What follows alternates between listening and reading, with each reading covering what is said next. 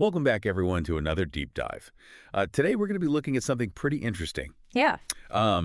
We found a series of internet searches, all centered around Nintendo princesses and NYT crossword clues. Ooh.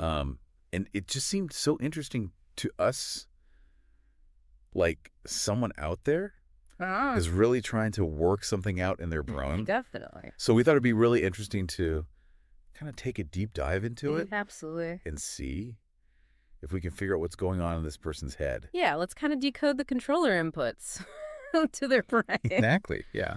Yeah, I think what's so fascinating about this is we're seeing someone in action. Like, this is a process. Mm-hmm. This isn't like a finished product. It's like someone trying to solve a problem in real time using search as a tool. Right. And so it's like we get to watch a detective at work piecing together all the clues.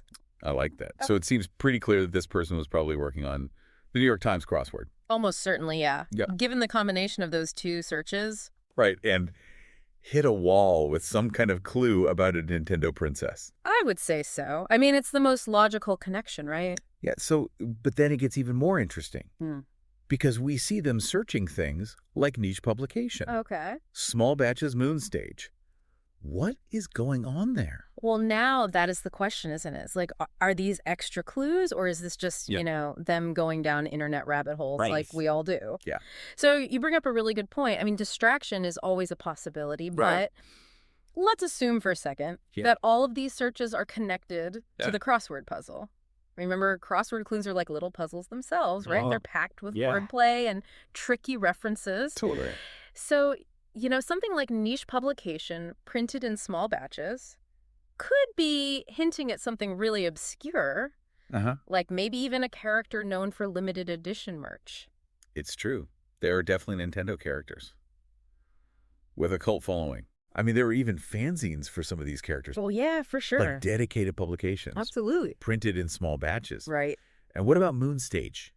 I mean, could that tie back to a princess? Oh, yeah, totally. Like Princess Peach's castle is on the moon. You got it. In Super Mario Odyssey. It could be a reference to a game level. Right. Or even like a metaphor for a character's development. Right. Or even a play on words. Think lunar phases and how those relate to a specific princess. It's true, yeah. You're making me realize how much I rely on, like, those same mental gymnastics. I know, right? When I'm doing a crossword, like trying to see things from different angles, trying to decipher the hidden language of the clues. It's a real skill. Yeah, it's a skill we don't think about a lot. Right.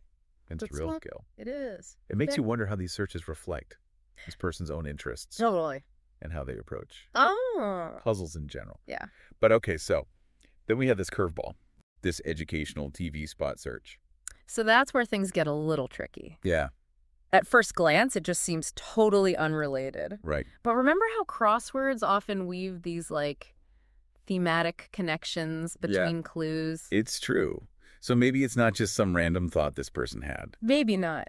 But how could educational TV spot possibly relate to Nintendo princesses? Yeah. Feels like a stretch, even for a cryptic crossword. It does. So what if the clue was something like where a Nintendo princess might share safety tips? Okay, I see where you're going.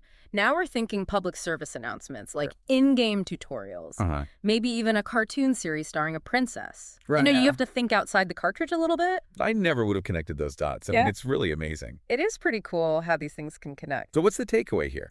Besides the fact that I need to brush up on my Nintendo trivia before doing another crossword. I mean, it's more than just trivia, though. Yeah. This deep dive shows us that seemingly random online searches can reveal these fascinating patterns and offer a glimpse into someone's thought process. Right. It also highlights how we encounter coded language and hidden meanings every single day. Like we're all mini detectives out here. Exactly. Not just in puzzles, but just in life. Yeah. Think about how brands use slogans, the way politicians craft speeches. We're always deciphering messages and making connections. And we're not even really thinking about it a lot of the time. Often subconsciously. Right. So what are the clues we encounter in our daily lives? I like that. That we might be missing? What are the hidden puzzles waiting to be solved? There you go. I mean, it's really kind of a mind-blowing thing to think about. It is. It is. That's all the time we have for today. But that was a really fun one.